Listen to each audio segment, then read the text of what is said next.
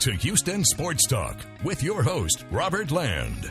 It is a pleasure to welcome back an old friend of the show, author Gaylon White, whose brand new book is entitled Singles and Smiles, How Artie Wilson Broke Baseball's Color Barrier. And Gaylon, thanks for joining us. But you know, when we hear that title, our immediate reaction is, hey, wait, didn't Jackie Robinson break baseball's color barrier? Which begs the question, who is Artie Wilson? Greatest shortstop nobody heard of. Artie was a contemporary of Jackie Robinson. In fact, they both were all-stars in 1945 in the Negro Leagues. Jackie was with the Monarchs. Artie was with the Birmingham Black Barons. Artie had been recommended to Branch Rickey as the one to break the color barrier by several Negro League owners. Branch Rickey, of course, selected Jackie, and Artie would later say that Jackie was the best choice, but he was the better shortstop. Artie was a five-time Negro League All-Star. His .376 lifetime batting average in the Negro Leagues is third highest. He was the last 400 hitter. He hit .402 for the Birmingham Black Barons in 1948. And by the way, that happened to be Willie Mays' rookie year in pro ball. Yeah, last player to hit 400 I guess, in the professional leagues. He did that in, was it the Pacific Coast League? His first year in the Coast League, 1949, he led the league in hitting with a .348 average. He also led the league in stolen bases. He went on to finish second in the Coast League twice in hitting, and then also third on another occasion. So he was always at the top in hitting in whatever league he played in. I wanted to ask about what you just said there about Jackie Robinson previously. You said that Artie even felt that he was the best choice. Well, why was that? Because Jackie had experience mingling with white people. He'd played sports at UCLA. He'd been in the military. Artie grew up in Birmingham. He had played against white players on barnstorming tours. He was part of, later on in 1946, Satchel Paige and Bob Feller did this national tour from the East Coast to the West Coast, and Artie was the shortstop on that Satchel Paige team. And prior to that, he had been on all-star Black Baron teams that played against white players in the coast. So he had some experience with white players, but not nearly as much as Jackie.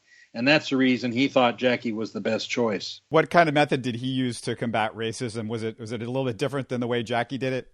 Yes, entirely different. Jackie, as most people know, was a fiery player himself. He sort of a fire and brimstone type, you might say, very, very competitive. And Artie was also very competitive. But Artie's whole approach was sort of, I'm going to respect the other guy. I'm going to treat him with the kind of respect I want to be treated with. And he wasn't compliant, but he wasn't nearly as combative as Jackie. Basically, Artie's approach was to do what he did best, and that was hit singles. And then, of course, after the singles, he would flash his winning smile, and, of course, he was usually smiling anyway, so the smile just got a little bigger after a base hit. But Singles and Smiles, which is the title of the book, was sort of Artie's recipe for dealing with racism. There's a story I tell in the book about when he joined the Coast League in 1949, one of his biggest detractors was a fan in Sacramento. And this fan called him the N-word and all sorts of names that some Artie had never heard of before. Also yelled at pitchers to throw at Artie. By the time Artie's career ended in 1957, it so happened it ended in Sacramento. This fan was his biggest booster and, in fact, organized Artie Wilson Appreciation Night at the end of the season. So that kind of shows the effect that Artie had on fans and on players. He just won them over. He was this one of his teammates described him as this great in-between guy between blacks and whites. He just kind of went right down the middle. Jackie, by the way, he had some problems with some of his black teammates because some of them thought, he did some things that they really didn't care for. For example, in St. Louis, Jackie fought to have the black players stay at the same hotel that their white teammates stayed at. Well, several of his black teammates preferred to stay in the black part of St. Louis. That way, of course, they didn't have the scrutiny of the managers and everybody else, and they could be to themselves. So Artie just sort of, he caught that middle ground, and he also did so with an optimism that was contagious. That's exactly what I wanted to ask you about next, because that smile that he had on his face, the optimism, his demeanor, was something that he said his appreciation came from how he grew up. You know, he wasn't wealthy at all, didn't have a ton. And Gaylon, you explained in the book, and I'd like you to explain, you know, what he did when his shoes got old, and what he used for a baseball and a bat when he was playing as a kid. Well, he often made his own baseballs. If he didn't have a bat, he'd make his own bat. He with what little money he had, he bought a baseball glove. I believe the cost was $2.98. He carried it around, hooked it up to his belt buckle. He was always ready to play baseball. He loved the game. His mother raised him. He only saw his father once. So the phrase, wouldn't know your father if he walked into the room, that was literally true with Artie. On one occasion as an adult, he met his father and did not know who he was. His mother, unfortunately, died when she was 40, but Artie learned a lot from his mother. His mother taught him one thing, and that was, don't let names bother you. Whatever people call you, just don't let it bother you. And Artie's philosophy about fans, whatever they called him, was they're paying my salary. So he just went about his business. The playing field for Artie was level. By that, I mean, it didn't matter whether the pitcher was black and white, whether he was a knuckleballer or a fireballer like Bob Feller. He felt that with a bat in his hand, he was in control. And he leveled the playing field with that bat. He was also a great fielder, by the way, but he loved to hit the most. And so when he was at the bat and whoever he was facing, he was equal, he thought, to any pitcher out there. Yeah, you describe in the book, I love this story, how when his shoes would get old, he'd get holes in his shoes, he would get a piece of cardboard and basically outline it, put the cardboard in his shoes to make the shoes last longer. You know, that's how well off they were at that time in his childhood. And then, you know, he goes to the major leagues for basically a cup of coffee. I mean, he was first. You describe how the Indians and Bill Veeck and the Yankees were kind of battling for him, but he ends up with the Giants. But after he finally gets there, what happens? That's the most incredible thing. He knew Willie Mays. That's part of the story, and maybe there's no Willie Mays when Willie Mays came up if it wasn't for Artie, right? He knew Willie Mays better than any of the Giants did. Of course, the Giants scouts have been following Willie for a while, but Artie played an entire season with him, 1948, his Willie's first year in pro ball. Piper Davis was the player-manager of that team, and Piper played second base. Artie played shortstop. And Piper and Artie went all the way back to the Birmingham Industrial League. So Piper was the most instrumental person on that team. But every veteran on that team sort of took Willie under his wing, under his personal wing. And Artie was the same as Piper. He helped Willie whenever he could. So when Artie got to the majors in 1951, at spring training, he led the Giants in hitting with a .480 batting average. He was so impressive that Leo DeRozier, the manager, was quoted on several occasions as saying that Artie was the best utility man in the league, that he was better than most of the other shortstops in the league. And Artie felt in his own mind he was as good as the starting shortstop, Alvin Dark, and as good as the second baseman, Eddie Stanky. But they were entrenched. They were very experienced players, and Artie knew he wasn't going to displace them. When the season started, he started one game. The rest of the time, he was in as a substitute for either Stanky or Alvin Dark. He played one game at first base. He had a total of 22 at-bats, 4 hits. Meanwhile, the Giants are struggling. They got off to a horrible start. The columnist for the New York Times, Arthur Daly, said it was going to take a miracle for the Giants to win the pennant. They had this center fielder in Minneapolis hitting .477, 100 points higher than his closest competitor. Of course, that center fielder was Willie Mays. Artie went to Leo DeRozier and said, Leo, I want to play every day. I make more money in the minors in Oakland than I do here in the majors, and you need a center fielder. Bring Willie up, send me down. That's essentially what happened. They traded places. Artie eventually winding up back in Oakland, and Willie, of course, with the Giants. I'd like to point out that when Willie first came up, in his first 21 at-bats, he had 1 hit. So imagine if Willie had been on the same short leash as Artie. We might not have heard of Willie Mays today. Of course, Willie was 20 years old when he went up to the Giants. Artie was 30. That was a big difference, too. But Artie Wilson wanted to play every day. He knew his ability was such that he could play with the big boys if he was given a chance to play. But sitting on the bench, he never felt he could do his best. Yeah, it's hard to believe there was more money in the minors than there was with him playing for the Giants, right? The Coast League was more major league than the majors in many respects. They were traveling by air in the Coast League at that time. They were staying at first-class hotels. Of course, the cities in the Coast League were San Francisco, Los Angeles, San Diego, Portland, Seattle, and Sacramento. Oakland was also, of course, in the league. These were the mild weather cities, so a veteran player wanted to play on the West Coast more in the majors, particularly if he wasn't going to be starting in the majors. He would prefer to be on the West Coast, make more money. They usually made more money. And, of course, they were traveling first class wherever they went and traveling by air. Name some of the guys that he played with and for, because it's a great list of guys. For example, his roommate with the Oakland Oaks was a name I know every baseball fan knows. Billy Martin agreed to room with Artie when he joined the Oaks in 1949. Artie was the first black player in Oakland and the only black on the team to begin the season. Artie joined them 6 weeks into the season, by the way. By the end of the season, the Oaks had two other black players, and there was a third one that Artie wanted to bring on, and that was Willie Mays. What happened was Artie was best friends with Willie's father, Cat Mays. And Cat wanted Artie to take Willie to the West Coast with him, the latter part of the 49 season. Willie was still in high school, so legally he couldn't play pro ball unless he had a legal guardian with him on that team. So Cat Mays was willing for Artie to become Willie's legal guardian. He did not join him in 49. Going into spring training in 1950, again, Artie went to the Oaks management and to manager Charlie Dressen and said, we got a chance to get this great player, better even than Jackie Jensen, who, by the way, played with the 49 Oaks and went on to play with the Yankees and the Red Sox. And the Oaks did not act on Artie and Cat's offer. So as a result, in 1950, it was that the Giants wound up signing Willie Mays.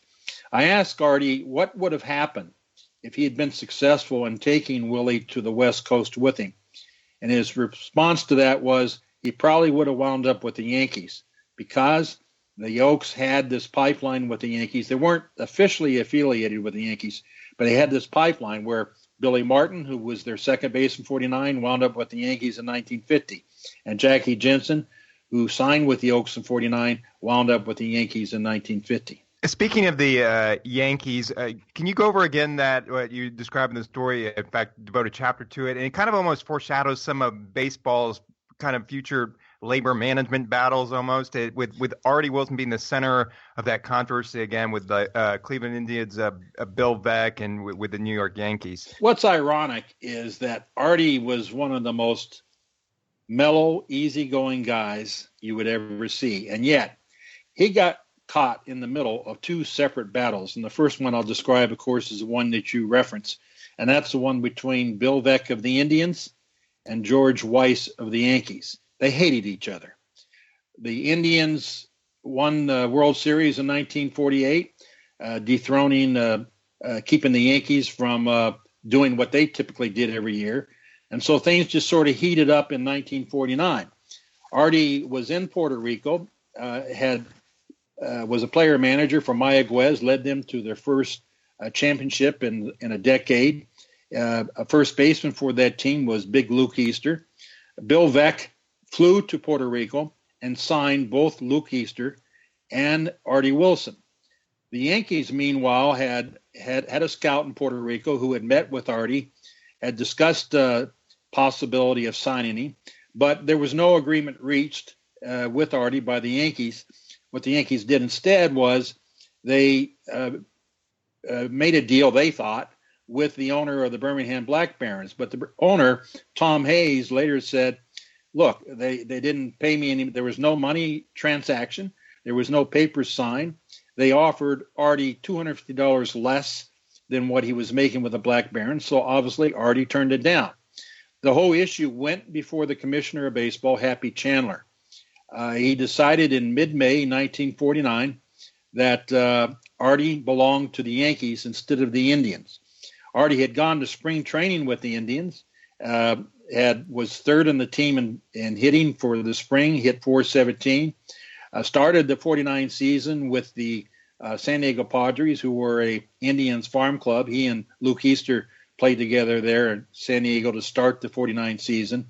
And then once the ruling came down, of course, the Padres had to unload Artie, and the Yankees had his rights to his contract. The Yankees had no plans for him.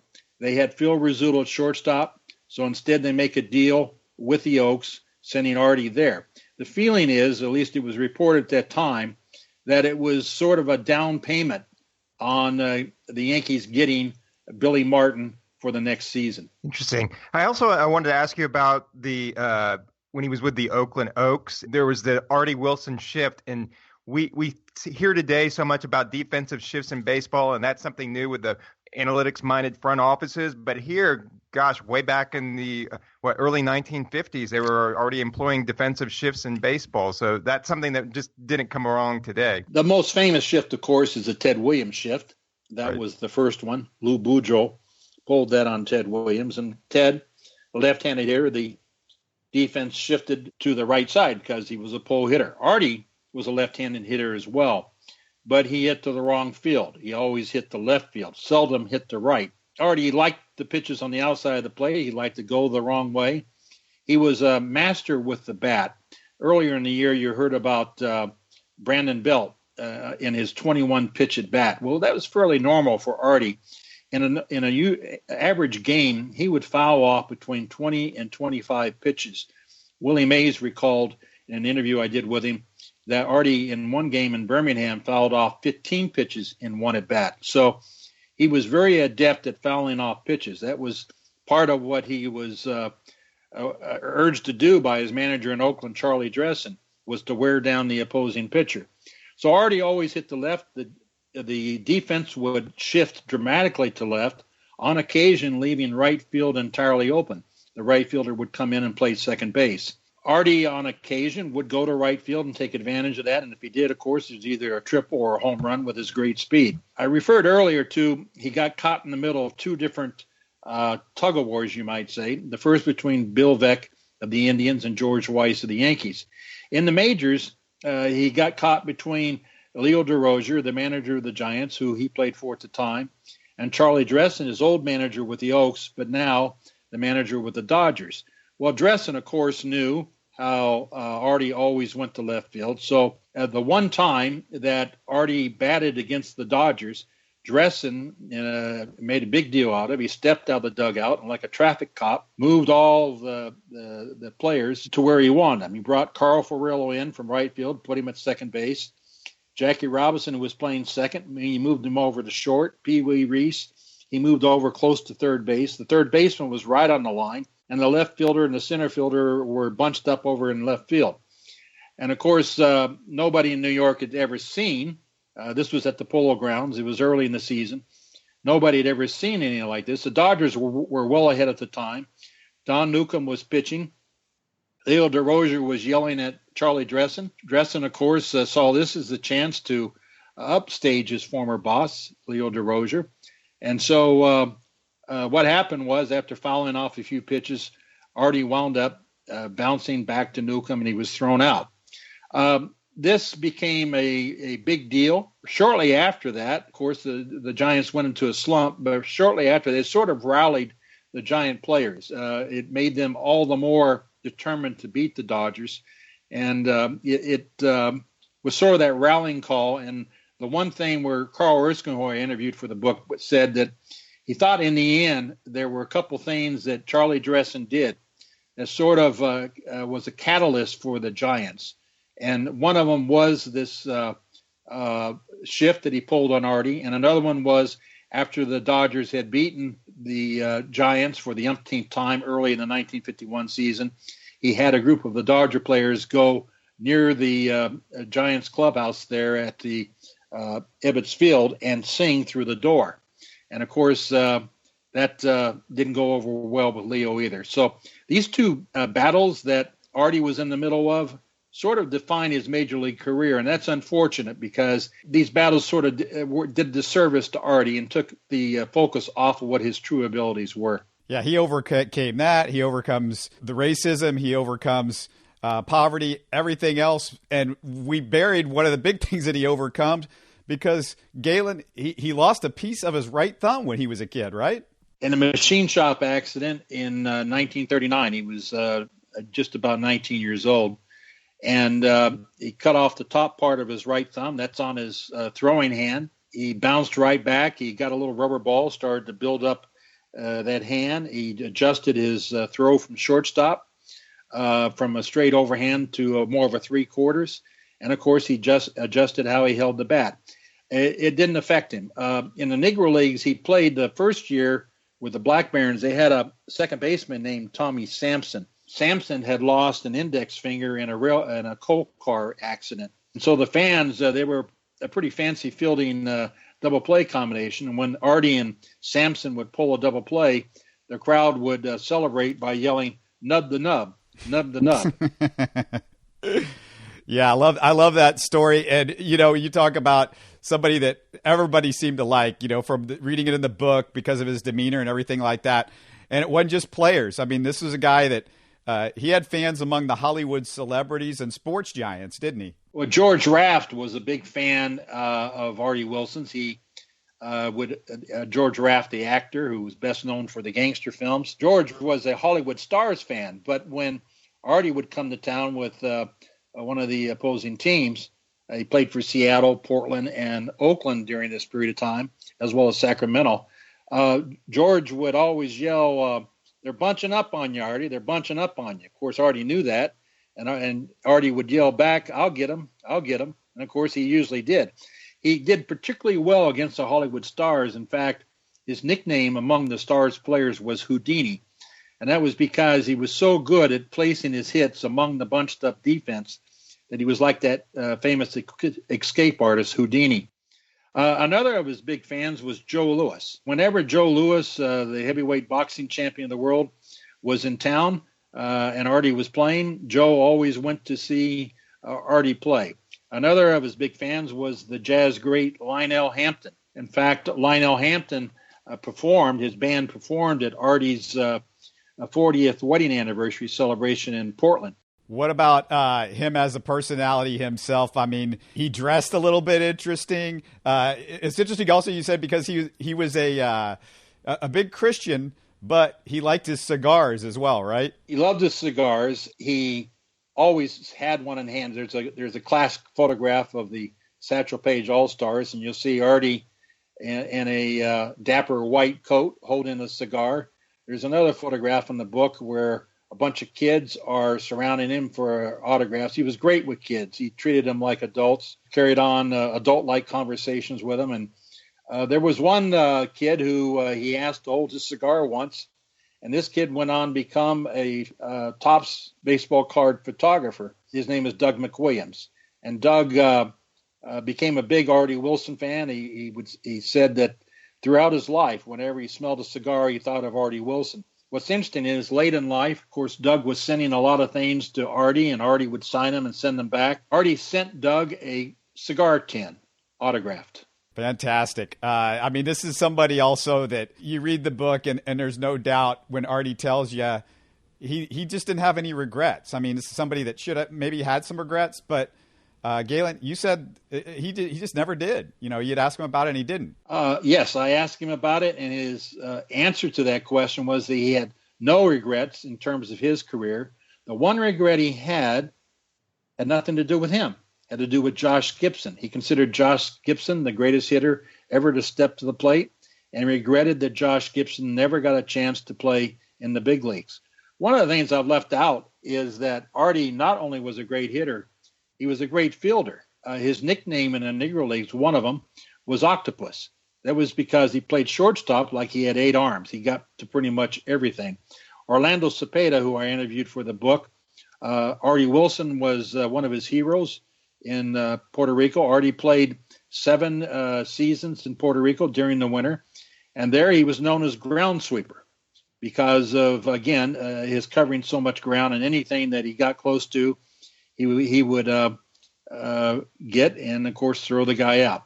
So he was a great defensive player. He was a great guy in the locker room. Umpires loved him. I mean, when you talk about everybody loving him, he never got kicked out of a game. His whole philosophy of that was, I can't do a team any good sitting on the bench. He wanted to be on the field. You know, Ernie Banks is famous for saying, let's play 2. Artie could have said, let's play 5. And by that, I mean, he played in a doubleheader in Birmingham on a Sunday. The next day, which was Labor Day, he played in 2 games in Memphis. That night, they had a single game in Jackson, Mississippi. The team traveled in their uniforms by bus 200 miles to Jackson. They played a game that night. That was 5 games in 36 hours. Artie loved baseball. He would play any chance he got, whether he was a kid or as an adult. In fact, Eddie Basinski, his teammate in Portland, tells the story how on their off day, Artie would call some of his teammates and say, let's go down to the ballpark and play pepper. So he just had this love for the game, and he loved to talk baseball. And then later on, he became a car salesman. He was a very successful car salesman, I might add. He was active up until age 85. He lived to be 90. He was still selling cars at age 85, and the way he sold cars was talking baseball. Now, one other thing I might point out, too, is that Artie retired in 1957, but in 1962, he was, of course, selling cars, and he often went to the ballpark to pitch batting practice, stay in shape. He went there just before July 4th. The Beavers were in town, Portland Beavers, and they had a series of doubleheaders coming up. The manager, Les Peden, the team was in need of healthy bodies because several players were hurt. So he goes to Artie, who shows up to pitch batting practice, and said, we're going to sign you to a contract. And so they did, and Artie played for a month with the Beavers, not having played in 5 years, played 19 games at second base, never made an error. Then when the Beavers got healthy, Artie went back to selling cars. A couple of weeks later, he gets another telephone call. This is from his old manager at Sacramento, Tommy Heath. Tommy says, Artie, we've got several injuries down here at, this was in the Tri-Cities area of Washington. He says, we've got several players out. We need your help. So Artie went and played 2 more weeks to finish the season for the Tri-City Braves. I know Artie had no regrets. I guess the one regret that we've got is we didn't get a chance to see him play and to get to know Artie himself for a lot of us. We've had you on before, Gaylon, the book, The Bilko Athletic Club, about the Babe Ruth of minor league baseball, and you also co-wrote the biography of Handsome Ransom Jackson. We still got a fantastic interview with Randy Jackson in our library if any of you listeners haven't heard it. Gaylon, why are you so in love with these baseball stories, especially from the 40s and the 50s? Well, there was a poet. His name doesn't come readily to mind right now, but I remember the line from one of his poems that death steals everything except our stories. I grew up on the West Coast, and I saw some great players come through the Coast League teams, like Steve Bilko with the Los Angeles Angels. Ransom Jackson played briefly with the Los Angeles Angels. Artie, of course, played with several teams in the Coast Leagues. So I saw these guys play, and in Ransom's case, of course, he went on to become a 2-time National League All-Star. Bilko played around 10 years in the big leagues, but never had the success in the majors that he had in the minors. And, of course, Artie had a cup of coffee in the majors, and we never got to see the true brilliance of Artie Wilson in the majors. I was fascinated with these guys, and I kind of wanted to bring their stories to life. In fact, my next book will be on several minor league players, several guys from the Coast League who didn't get to spend much time in the big leagues. And that book is going to be Left on Base in the Bushes. I was fascinated with these guys and this difference between stardom at one level and then not making it at another level. Or if you made it, you were on the bench. So I was always fascinated by that. And in Artie's case, when I first approached him, it was because of his Coast League career. But then I find out about this brilliant Negro League career, and I'm glad I did. You know, the first time he faced Satchel Paige, he hit a double. And the story goes that Satchel walked back to second base where he was, and said, "You might as well sit down. I heard a lot about you, young buck. You might as well sit down because you're not going anywhere." And he proceeded to strike out the next three players.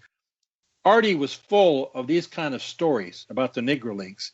And so once I got to spend time with him, and I spent on three different occasions, I spent time with him in Portland, Oregon, where he lived for 55 years, beginning in 1975. I was there again in 1994 during the long baseball players strike. 95, it was still going on. So I got to spend time with Artie at different intersections of his life and got to pick his brain on all these issues. And it was an honor for me. And these stories were so great that when the publisher, Rowman and Littlefield, contacted me and said, "We're starting a series of books on pioneers in sports," wanted to know if you had anybody that you thought might fit that description. They defined what they considered to be a pioneer in sports. And I said, "Well, that's Artie Wilson." So writing about Artie Wilson, and in the book, we also cover one of his teammates, Reverend Bill Greason, who was the first black to pitch for the St. Louis Cardinal. We spent a little bit of time talking about Dave Hoskins, who was a great black pitcher for the Dallas Eagles in the Texas League and sort of saved the league when he was in it. We wanted to bring some attention to some of these pioneers, these black pioneers who are often overlooked, taking nothing away from Jackie Robinson. He paved the way for all the other black players. But there were many others who in many other cities in the U.S. broke the color barrier. And that's why we did the book. When you were talking before about the Negro League players, and he really always wanted a chance to see Josh Gibson, that was the one big regret that he had. Who were some of those other Negro League players that maybe Artie discussed with you over your interviews with him during the years, or some of the ones that maybe lesser known ones that that haven't been brought to light? Well, there was a pitcher named Porter Moss that he mentioned on several occasions. Porter Moss was a great knuckleballer. One of the things when Artie went in organized baseball, he heard people question whether or not he could hit the white pitchers. And Artie thought to himself, he said, "If I can hit Satchel Paige and I can hit Porter Moss and I can hit some of these other great pitchers in the Negro League, why can't I hit these guys, these white guys?" And of course, he was right. He could hit them all. He also talked a lot about Double Duty Radcliffe. Double Duty, of course, was a great Negro League player. Got the nickname Double Duty because he would catch the first game of a doubleheader and pitch the second. So he played with Double Duty. Another player, Alonzo Perry, a teammate in Birmingham. Not well known, but Alonzo Perry was a great player in the Mexican League and in Puerto Rico. He actually got Alonzo to come out and play briefly for the Oaks in 1949. In fact, Artie was the first black to play for the Oaks. By the end of the season, Alonzo Perry was with the Oaks, as well as an infielder named Parnell Woods. So Artie helped blaze the trail for a lot of different black players in white baseball. Piper Davis, who was his teammate in the Birmingham Industrial League, and then, of course, again with the Black Barons. When Artie went up to be with the Giants in 1951, he recommended to the Oaks that they bring in Piper Davis. And Piper, of course, went out to Oakland. He wound up having a great career in the Coast League. He was on that 56 Angels team with Steve Bilko, hit .316 as a pinch hitter, played all 9 positions on one occasion. So Piper Davis had a great career in organized baseball and, of course, introduced to it by Artie. Are you ready to write a book about our Astros beating the Dodgers in the World Series this past year? I enjoyed that. The Astros have a great team. I like the way that they play. I like Altuve. I love his enthusiasm. In fact, if I were to compare one of modern-day players with Artie Wilson in terms of enthusiasm, it would be Altuve. The other person that I would probably mention in regards to what Artie was like would have been Ichiro Suzuki. Ichiro was a left-handed hitter like Artie and always running when he hit the ball. Artie was the same way. He was moving when he hit the ball. So fans kind of remember watching Ichiro hit or seeing Altuve and his enthusiasm for the game. Well, you got a pretty good snapshot of Artie Wilson. Well, we can't tell you how much we enjoy this book, Singles and Smiles, How Artie Wilson Broke Baseball's Color Barrier. Gaylon, you told us that people wanting to purchase the book can save 30% on it. They can visit Rowman.com. It's ROWMAN.com. Call 1-800 462-6420, or you can even email to the address orders@roman.com. The discount code is RLFANDF30. The easy way to remember the discount code, I figured this one out, guys, is RL fan, like you're a Robert Land fan, that's me, and who isn't a fan of me, and then DF30, which stands for don't forget 30% off. Did I get all that right, Gaylon? That's brilliant. That's the best way I've heard. I hate promotional codes because I'm always having to stop and say something like D as in dog. But you got through all of that without any of that. You connected it with Robert Land.